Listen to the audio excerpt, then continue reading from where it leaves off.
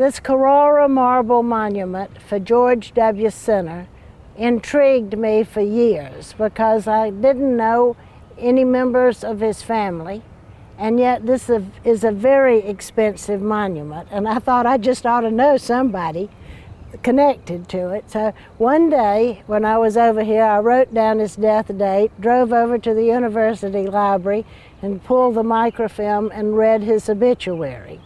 Learned that he came to Athens to work as a bookkeeper. He came from North Carolina to work as a bookkeeper in one of the major businesses here, and moved right on up the economic ladder until the Civil War began, and resigned his job to go into service, was in Major Grady's unit of the war, came back broke like everybody else, started over again, and with his partner he started both a retail and a wholesale business, and little towns up the railroad took their names from him and his partner. Nicholson and Center, Georgia, are named for them.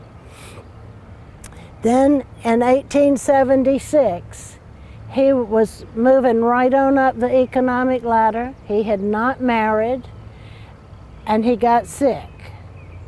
An antibiotic would have saved his life, but he was dead within a week. When his estate was probated, well, it wasn't probated because he didn't leave a will. He died intestate. And so that meant that all the money went down the line.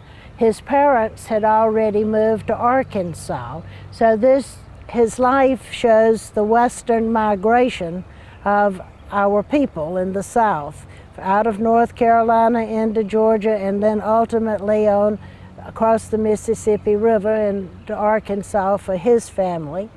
And as Hull wrote about him, his estate, which was significant, left Athens in a thin envelope with a check made out to his niece.